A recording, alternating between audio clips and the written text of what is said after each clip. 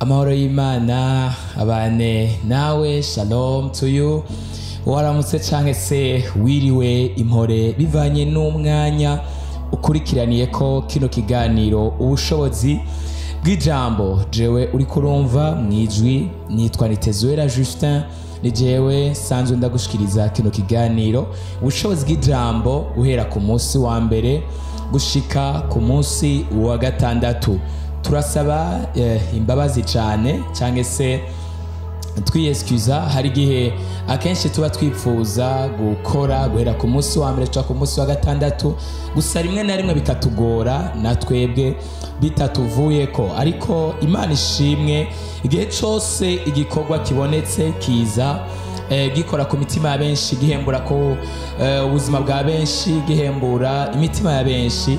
Ndashimira Imana cyane nye n'imbabazi, Imana isi urukundo, Imana ikomeye idahengeshanya kwiyereka ubuzima bw'abantu benshi cyane. Hariho abantu benshi bariko barakogwa ko n'Imana biciye muri kino kiganiro. Nukuri umwami Yesu ashinge cyane gose kandi cyane gose. Ndakwinginze ushimira Imana ko yakugiriye neza ukaba ukiri muzima. Imana irushirize kukwiyereka, Imana ifate inkinzo nini na ntoya, ikugwanira intambara, ikuvuganire. Birashoka ko hari intambara zo mw'isi mpwemu n'izo mw'isi y'umwijima ziriko zirategurwa kugira ngo zigirire nabo ubuzima bwawe. Mw'izina rya Yesu Kristo Imana iziburizemwo ntizikugereko, mbere yuko zikugerako Imana izihagarikire mu nzira. Abahagaze barindiriye yuko utetegwa canke se uhura n'ikibazo babirindire babibure. Satani yateguye kukubabaza no kugutuntuza no kugutuma urira amarira menshi, abirindire abibure. Mu gishingo c'amarira unezeregwe, mu gishingo c'agahinda n'umubabaro ugira amahoro mw'izina rya Yesu Kristo. Nimuvyize vuga amen, amen, amen. Ubuno butumwa bwiza ushobora kurikora bwumviriza kuri YouTube cyangwa se kuri Facebook. YouTube sonda partage urungikira abagenzi bawe, ari kuri WhatsApp shira ku masitati urungikira abandi. Hanyuma nimba ari kuri Facebook sonda kuri partage, abantu barushirize kugendererwa n'Imana biciye mu butumwa bwiza. Nawe ugira ikibanza cawe mwivuga butumwa buri navuga butumwa, nawe ugire parti yawe mu gukwiragiza ubutumwa bwiza. Rero ntatebye cyane tuko tuganira ku ndoto. Ku munsi wa kabiri hari nimero twatanze, abantu baraturungikiye amaudio menshi y'indoto barota, indoto barose. Abenshi twarabafashije kubasigurira, abandi twarabasengeye, ariko kubera ari benshi cyane kumbure hari gihe ushobora kuba utashikiriwe, ariko ndizera ko nawe ushobora gushikirwa, kandi turagusengera mu izina rya Yesu Kristo.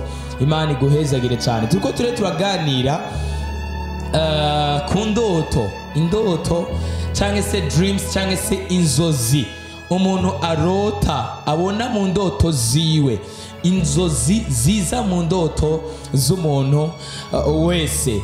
Naravuze yuko hari indoto ushobora kurota.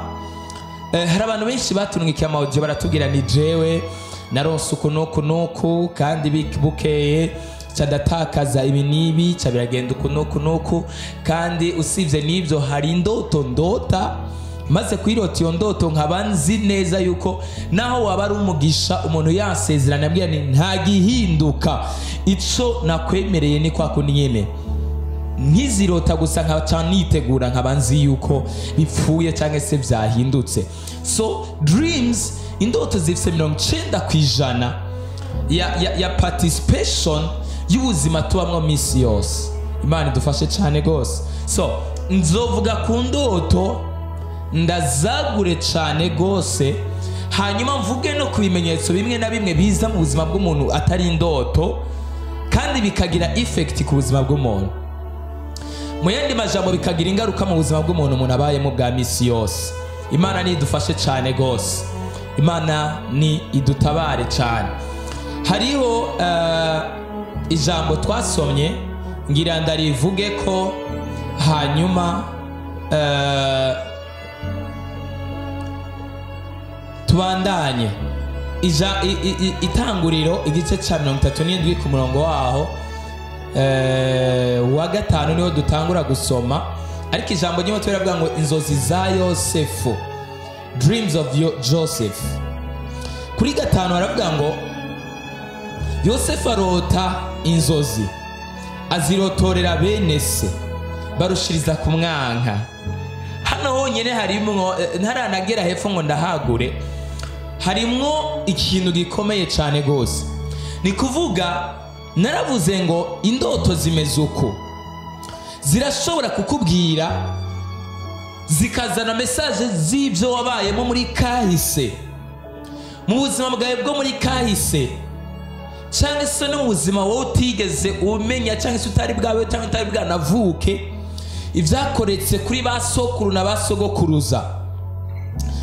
Hari indoto, reka ndakubwire, hari imwe mu mbi zo muri kahise n'imizimu yo muri kahise, muri generation nka zitanu zabayeho we utarabaho, nko mu runganwe rw'ibisokuru byawe bitanu cyangwa se bitandatu, batongereye, bakoreye satani, babandwa, batanze ibimazi, batanze ibitambo, batanze amaraso yabo, bakoze icyo bita bloodhood, kunywana amaraso, ibimazi byinshi batanze kubw'ubuzima bwawe, wowe nta na kimwe wigeze umenya kandi ni wari bwanabeho.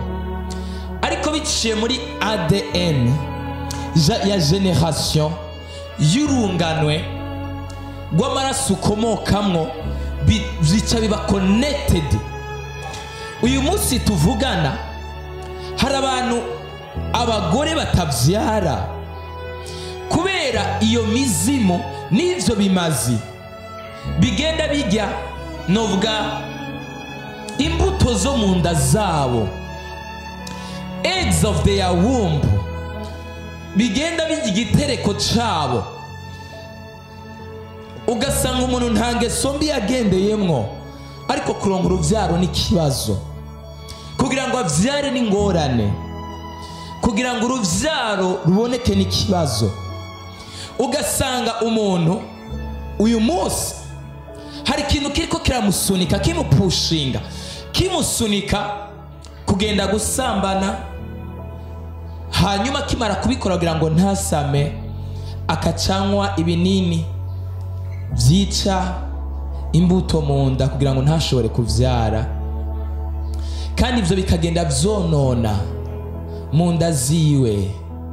Kandi ugasanga agendanywa ibintu bibi bigenda vyonona, bakabinywa byinshi cyane, akazogera igihe uruvyaro rutakara completely. Ivyo kandi akabikora kiri mu bujene, akazogera igihe agera kuvyara, kubaka urugo rwiwe, igitereko ciwe carononekaye, carajemwo ibivyimba, carabaye nabi. Imana idufashe cyane, Imana idutabare. Hari n'abandi bagenda banywa ibidrug bitandukanye, bidroga, drugs, they drug themselves, bakiyonona, bakiyica. So rero hari n'ikindi rero ngomba kugarukaho uyu munsi, ugasanga ni muri present life, ubuzima bwo muri present ubayemo uyu munsi.